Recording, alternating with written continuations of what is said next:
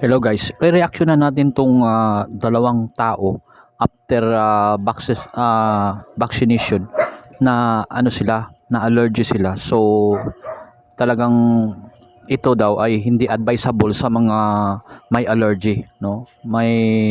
Kung sino yung mga magpabaksin na may allergy, lalo na pag Pfizer ay hindi talaga advisable ayon sa mga doktor. So ito, re-reactionan natin dahil ngayon very hot na talaga yung mga vaccination ngayon, no, 'di ba? Dito sa atin bawal nang lumabas pag walang vaccine. So talagang minamandatory na nila yung vaccination. So which is sa akin naman, no, sa akin naman bilang observer, no, nag-o-observe kasi may nabasa akong article, no, isang article doon sa China, no, which is yung mga scientists doon ay nagsabi na itong COVID-19 ay hindi nila ma-identify. So hindi nila ma-identify kung ano ang ano tong klaseng virus na to. So hindi sila makahanap ng cure. So to create a vaccine, sabi nila na talagang ito ay tatagal ng 5 taon or 5 to 10 years, no? So ibig sabihin, so napakatagal nilang yung pag-examine, no? Matagal silang nag-examine sa vaccine. Kung ikaw ay gagawa ng vaccine, ay aabot to ng 5 years. So bakit may vaccine wala pang 1 year? Yung COVID wala pang 1 year, meron ng vaccine. Paano yun ginawa nila? Na hindi nga nila ma-identify at hindi nila na-identify or hindi nila talaga alam kung ano tong klaseng virus na to. 'Di ba? Paano sila nakagawa ng vaccine within less than a year? 'Di ba? Nakapagtataka talaga. Nakapagtataka. Kaya ako guys, no, kung sa akin lang talaga na wala akong nakikita sa daan dito na namamatay at nakagulo dahil na COVID, which is may nakita pa kami na nagkagulo dahil sa na collapse dahil sa vaccine. Meron marami at may namatay na nga dahil hindi nadala sa ospital after vaccination reaction, na nag-react sa body niya, tapos nag-collapse siya, tapos hindi na nadala agad sa doktor at nabawian ng buhay, which is doon ay nagkagulo. Pero walang nagkagulo na nakita namin na COVID, na hindi siya nakahinga. Wala. Which is maraming numbers na namatay sa COVID, which is doon lang nakalist sa ospital. Yun ang pinagtataka ko. Bakit ganun? Kaya nga sana naman, no, sana naman ay sinisiyasat ito ng ating pamahalaan at sa ating gobyerno na kung meron bang foul play itong mga ginagawa sa ating mga hospitals. Dahil nalaman ko na yung mga hospitals daw na tinatawag na kung sila ay may patient na mga COVID-19 at kung sila ay namatay, ay mayroon silang matatanggap na mga benefits galing sa PhilHealth. So which is yun ang dahilan kung bakit daw pag namatay ka sa asthma, pag namatay ka sa heart attack o namatay ka sa allergy, sabihin nila COVID. Yun daw ang dahilan. Kaya nga, no, mahina yung paniniwala ko, no. Napakahina ang persento lang talaga yung paniniwala ko na may COVID kasi ginagawa nilang negosyo.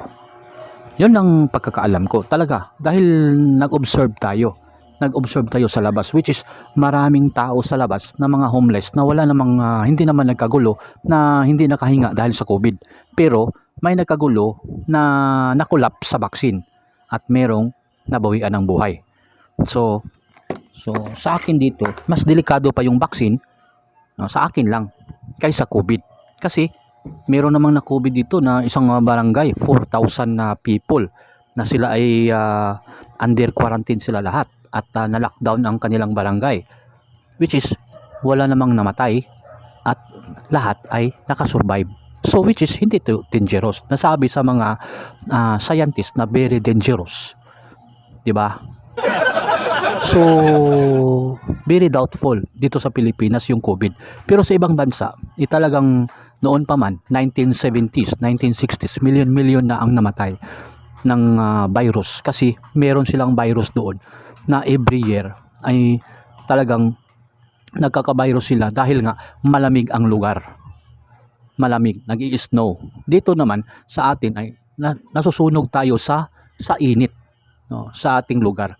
Kaya sabi-sabi nga sa mga scientist na ang virus ay hindi nabubuhay ng 2 oras sa init, which is whole day naman ang init dito sa atin.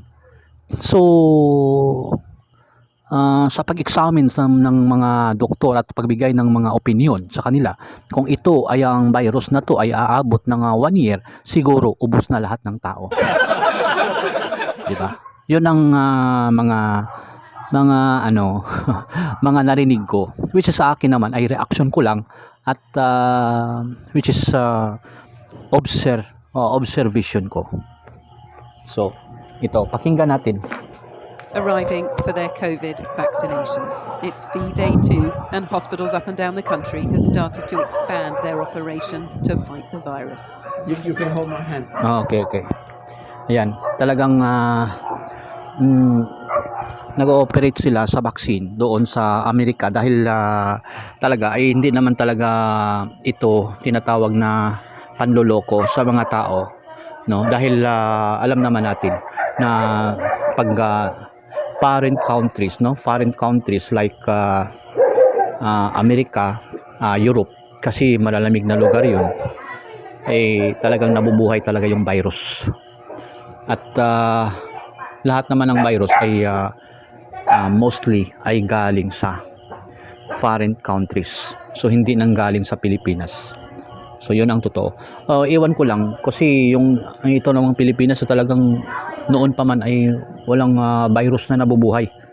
At ngayon pinagtatawanan tayo dahil tayo na daw ay virus. Dahil virus na daw yung mga tao kaya hindi na natatablan ng virus. Hindi ganoon yun. No? Kasi yung mga animals nga ang daming bakterya, ang daming virus. No? Doon galing ang mga virus pero namamatay pa sila. Yun ang dahilan. So mag-observe lang tayo, no? Observation is the best knowledge, no? Doon tayo makakuha ng knowledge na tayo ay niloko o hindi. Ganon. In Essex, Vic tried to reassure his wife Penny. She clearly didn't need it though, as they encouraged others to get their jabs too. Have it done and get on with life. I agree. I wouldn't argue with him anyway. No, perfect. Optimism about the vaccine remained this morning, despite news 2 healthcare workers had a reaction after the jab. The NHS confirmed both patients have a history of severe allergies and carry EpiPens. After the vaccination, they suffered an anaphylactoid reaction, which could be anything from a skin rash to breathlessness. They were treated at the scene and have since recovered. We were looking at 2 case reports of allergic reactions. We know from the very extensive clinical trials that this wasn't a feature, that if we need to strengthen our advice, we get that advice to the field immediately. As a precaution, the drug regulator is now advising anyone with significant allergies not to have the vaccination. Some scientists were... Yan. So pinapaliwanag ng doktor na kung tayo ay mayroong allergy, no, kung allergy tayo sa pagkain, allergy tayo sa mga bagay-bagay, no, lalo na sa ating skin at sa katawan natin, at kung tayo ay may asthma, mga ganun, so hindi advisable yung vaccine kasi napaka-strong yung reaction, lalo na pag Pfizer. Very strong yung chemical siguro na nailagay sa kanila, kaya delikado ang reaction sa mga may allergy, sa mga taong may allergy, no? 'Yun ang pahiwatig dito. So para sa akin naman, no, kung i-mandatory nila yung vaccine, no, i-mandatory nila yung vaccine sa atin dito sa Pilipinas at tayo ay ikokontrol, no, ng ating gobyerno. Hindi ko alam kung sino ba yung gobyerno, DOH ba yung gobyerno or ano ba? Kasi ayun na nga, hindi na palabasin kung walang vaccine. So which is klarong-klaro naman na wala namang nagkagulo sa labas, no, based of my observation. Alam niyo na guys, no, the best na paraan talaga yung mag-observe para hindi tayo maloko. Ganun lang yun. So makikita natin, wala naman. Pero may nagkagulo sa vaccine. Marami. Doon sa isang barangay nakagulo dahil maraming nabaksinan at sila ay talagang merong nahihilo, no. Meron pa nga dinala sa ospital dahil talagang sobrang sobrang hilo, no. Hindi na wala ng malay. So after vaccination. So ganun ang nangyari. So ayun guys, no. Kung talagang i-mandatory nila at talagang wala na talaga tayong power dahil over authority na sila sa atin, no. Talagang overpower na talagang minamarsyalo tayo dito sa COVID na to. Ika-advise ko na lang kung tayo ay magpa-vaccine, no. Advice lang ito. Yung Sinovac na lang. Kasi yung Sinovac naman talaga ay gawa ng China. At sa pagkakaalam ko, ang China ay hindi naman hindi naman sila gaanong walang pakialam sa kanilang mga tao. At talagang mahal na mahal nila yung mga Chinese people, no? So sa palagay ko talagang mas safe, no, mas safe ang Sinovac. Kasi wala namang nababalita dito sa Sinovac na nabaksinan na talagang may reaction. Yun lang ang Moderna at yung Pfizer at yung iba pa ay siguro strong yung chemical kaya may reaction, sa katawan nila, nagre-react yung yung chemical sa vaccine. Kaya nga yung minsan ay may allergy, yung minsan ay nahihilo at ang minsan naman ay nagsusuka at yung iba ay nagtatai. So ganun. So ganun lang yan guys, no, yung reaction ko. Maraming salamat sa inyong lahat.